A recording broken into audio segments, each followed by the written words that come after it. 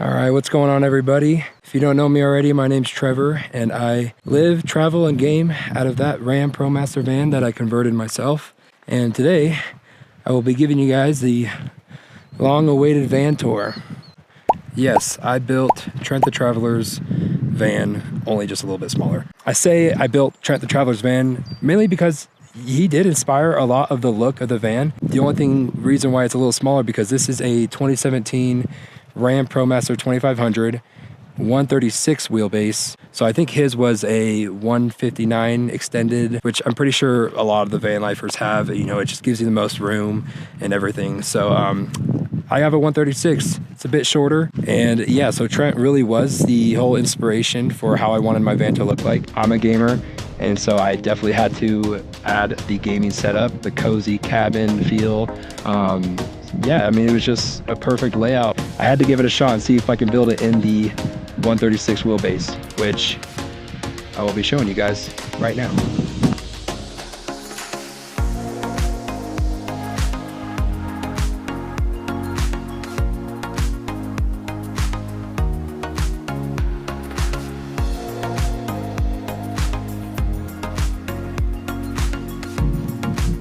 So obviously I have these bug screens. I was kind of debating if I wanted to get them or not, and I decided to go with them because nobody likes bugs in their face, especially if they're trying to sleep or just hang out in the van. So I kept these up, and they'll most likely stay up, especially when summer's coming up. I'll get all the lights turned on. So right when you walk into the van, you are faced with the kitchen. But if you turn right, it's just to the cab. I have my trash can up here, just kind of like a cheap Amazon small trash can. And this currently does have the swivel seat. So I could swivel it all the way around, but I'm not going to right now just because this is where I kind of run the Starlink cable up and around along the edge of the counter and plugged into there. So I will keep this closed. So yeah, right here we have the sink, faucet, underneath all the toiletries, toothbrush, cleaning stuff, dish soap, paper towels, toilet paper, first aid kit back there, fire extinguisher. But yeah, right here is pretty much the gray water system. Just two, I think 6-gallon tanks that I installed these clear tubings so I can see the level without having to just guess. But I got two of them in here, so if one gets full, I can just swap over to this one, and then when that one gets full, well, hopefully I would have emptied them before that. But then we got a filter. The plumbing goes right through that wall. Yeah, pretty much that's all the gray water system, plus some under sink storage. But we do have some pretty good pressure. So right next to that, we have the 2-burner propane stove. Works great. You've definitely seen them in some videos. Below here is just a drawer of kitchen stuff, and below that is what holds the propane tank. Now this box is completely sealed inside, and under the tank there's a hole drilled right through the bottom of the van for any propane leakage, because if you know that propane is heavier than air, so everything is going to sink to the bottom and drain out the hole that I have drilled in there. Definitely with building a van and wanting to live in it, cook in it, sleep in it, safety is number one for sure. So all this stuff is super tedious. Look up all the regulations and safeties that you should be taking, because it's a small confined space. So you definitely don't want to get yourself in the middle of the night. But that's why, for more safety measures, alarm down there, set again towards the bottom, because if anything were to leak out, it would just sit at the bottom. So you don't want something mounted like up high right there where it's never going to reach it. All right, coming to the left of that, we have our pot and pans drawer, our fridge, and I believe this is a 65-liter fridge. It's just a truck fridge. And above that, we got the silverware and other cooking utensils. So we got this light that I'm glad I added. I almost didn't, but it does light up a lot, and it's much needed for cooking and preparing. Just a fruit basket, some seasonings with magnetic lids, so I can just take them off, put them back. And surprisingly, it stays on really well while driving. I haven't had a single one fall off yet, and that's what the one thing I was worried about. And right above it all, we have our kitchen storage. This is what holds bowls, plates, cups, and this side is all food. And this right here, I'll eventually get it out in one video. This is a oven, because if you didn't notice, we don't have an oven in here. So this is a camp oven that you can fold up and either put it right on the burner or put it on a campfire. So looking forward to using that eventually. And that's pretty much it for the overhead kitchen storage. Right above me now is a Air Max fan. And if you're watching this and planning on building out your own van or doing something, this is one of the must-haves that you need. You need some sort of ventilation. Some people put one above the bed and one above the kitchen area. But if you have or are planning to have windows, then you really just need one. And having a window open or both windows open and that running is going to circulate and give you a breeze and airflow throughout the entire van. So yeah, I just have the one and that works well. And pretty much right by my head under the fan is we have some more overhead storage. This just has stuff like a mini vacuum, a heated blanket, which I got after that Bernie trip.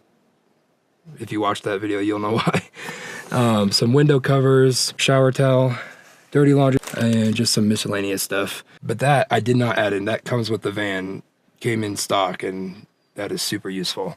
All right, and moving over from that, we have the water pump button that will turn on the pump to pressurize the water system.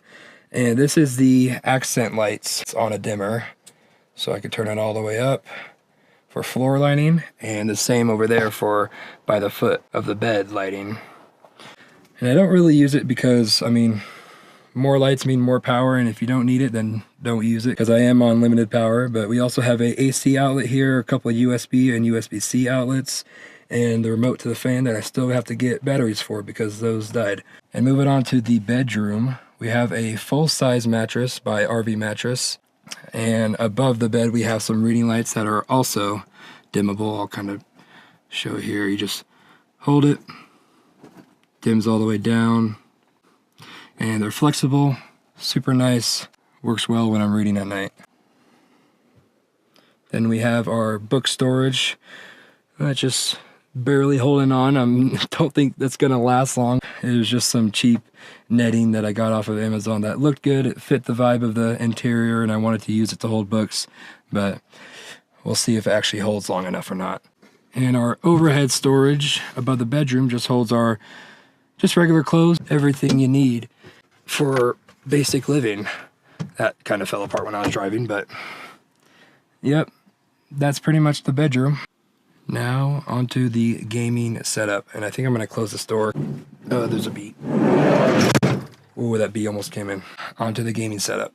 So here we just have my, I think this is a Z-Edge, yeah, right here, Z-Edge monitor. It's a curved 30-inch with my Xbox headset hanging on top, controller on a charger, couple gaming speakers, mouse pad, chair, and everything. This is pretty much the gaming setup. Definitely the smallest chair I could find on Amazon that would fit kind of all the way in. It doesn't really fit all the way. I have to squeeze it and shove it, but it works. And the gaming desk, it's the same desk as the kitchen, just cut up and split into two. And yeah, so under here is where you get to the fun stuff. Right here is where I hold my laptop while I'm driving, and if I'm usually in a camping situation and I'm good for the night, I'll just pull it out and leave it on the desk. All that cable management, not the best, because I had to take it apart one time. I gotta clean this back up and hold that there, but that's our cable management. We have my Xbox sitting down here, and pretty much kept all the cables up above my feet. Everything is pretty much velcroed onto the wall. This is velcroed, this is velcroed, the HDMI switch is velcroed, and we even have a 3-way outlet that's velcroed, and that is what goes up through this hole and plugs into the AC outlet that's on the wall. And that just allows me to have the least amount of cables above the desk as possible. That's why I have everything crammed under there and plugged into a separate outlet. And what's cool about this monitor is I can show you guys behind it. So same thing like the kitchen, we have the main light switch also on a dimmer, more USB and USB-C outlet, and another AC outlet underneath those. So we can move this back now. And yeah, just a few more drawers. So this is how I get my chair tucked away, because if I try to just push it in, so I have to squeeze the arms in, then the legs will hit the Xbox, so I have to go down here, move the legs, and then That's it. It's all the way in. And that's it. That is the method of pushing in my chair under my desk. But yeah, that pretty much concludes the tour of the inside living quarters. Now, I will pretty much take you to the garage, and we will not be going through the small door. All right, and before we get on any further through this van tour, I am going to make myself a quick cup of tea. Oh shoot, I think I'm out of propane. Well, guess we won't be doing that right now. Oh, actually, wait. Oh, yes.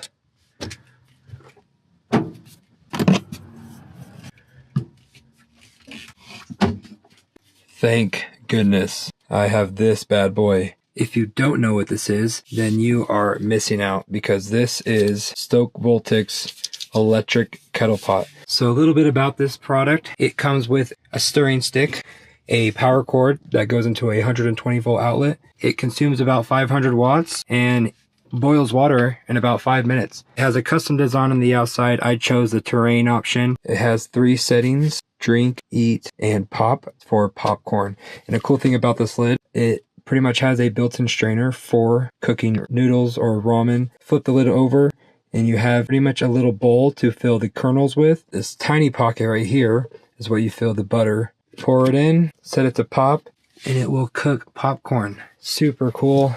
I haven't tried that feature out yet, but believe me, in the future we definitely will. But I will be using it to boil some water and make a quick cup of green tea. So right now I've had it on for just about 3 minutes or so, and it is already boiling pretty dang well. So cool thing about it, when it is on drink mode, when the water starts boiling, it will automatically shut itself off. When it's on eat mode, it won't shut itself off automatically in case you want to cook your food longer, so you'll have to manually press the power button to turn it off. And on pop mode, it will automatically shut itself off when the popcorn is ready. So super cool features. If you love the outdoors, if you camp, hike, travel, any of the sorts, definitely grab yourself one of these, because they are hooking you guys up with 10% off anything in the shop. And you can get that by using Larson10 as a discount code, or if you click the first link in the description, it will automatically apply the code.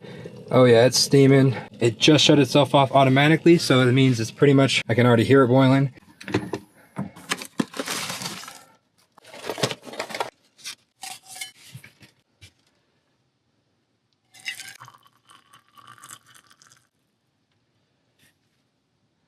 So if you do decide to pick one of these up, click the first link in the description. And by doing so, you are giving me a little bit of revenue. So I really do appreciate the support for me and my channel. And yeah, thank you again to Stoke Voltics. Back onto the van tour.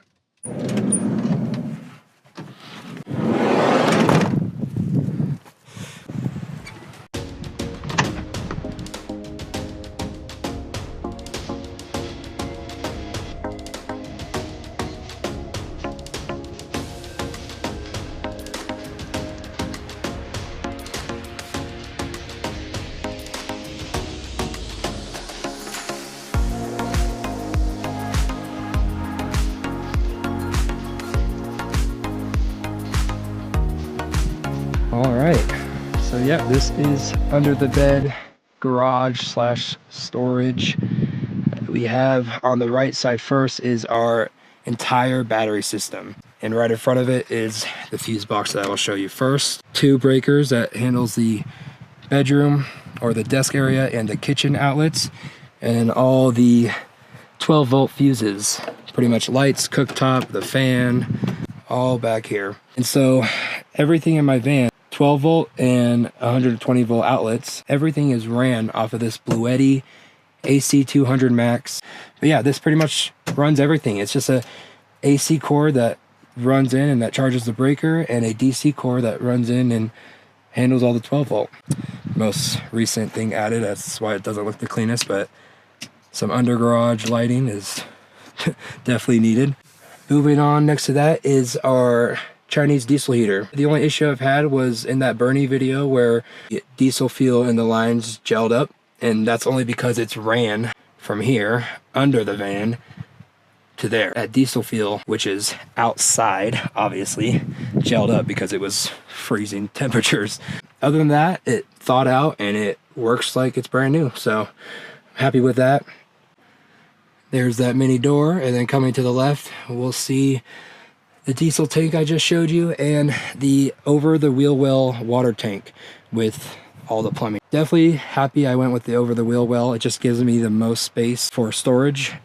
And up here you see I got the C-Flow pump and the accumulator. And then moving out here, this is the water fill-up and the outdoor shower. But yeah, there it is.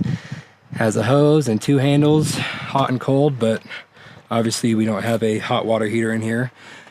So that's capped off and just the cold is hooked up. Yeah, the reason why I don't have a hot water heater is because, you know, it means more power, but honestly I don't feel like it's worth it for the money spent on the water heater and the power that it uses.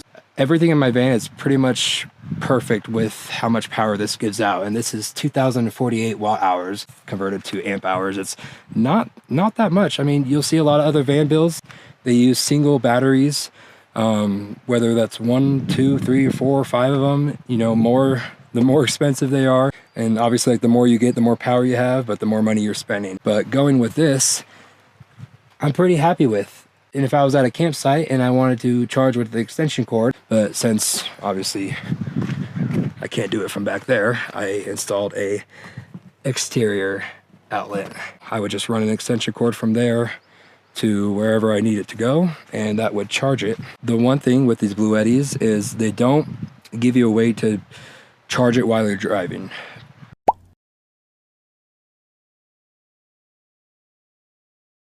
So I kind of made my own thing. And so like I showed you earlier, this is a cord that runs out, and that allows me to charge it by extension cord into a wall outlet. If I want to charge it while driving, I just unplug that and plug it into this, and that extension cord is ran all the way around, all behind the kitchen to an inverter, which I then wired under the floor to where the car battery is.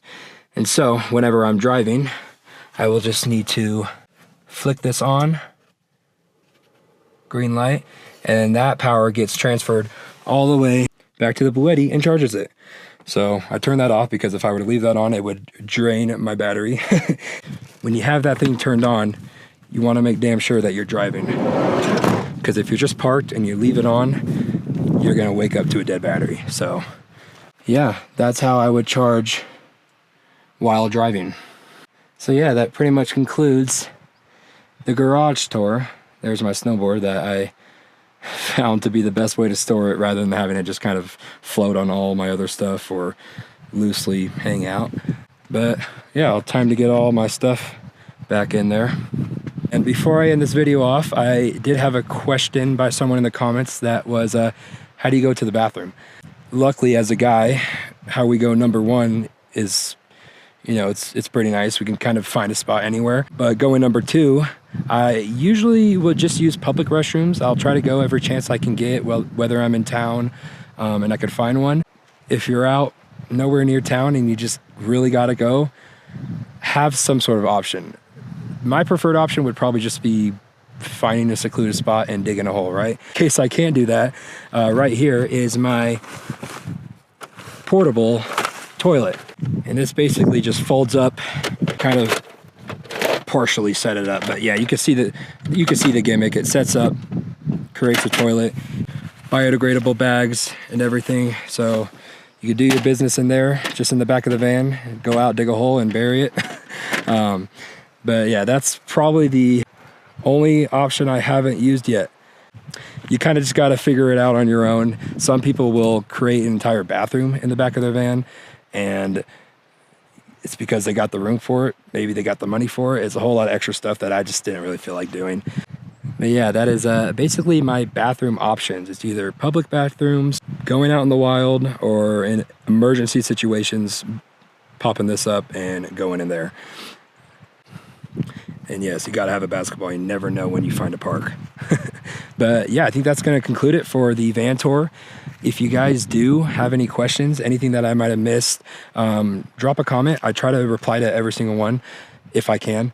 But yeah, and if you're also wondering if there's a build series that I have of this, not on YouTube, but if you go to my TikTok, you'll find a collection of videos that that I pretty much just recorded while building it. And it's not really an in-depth build tutorial kind of series. It's mainly just some edits that I made, montage going through the process. So go check out the TikTok if you want to just see a little bit of a in-depth kind of process. But yeah, I think that's going to do it for today.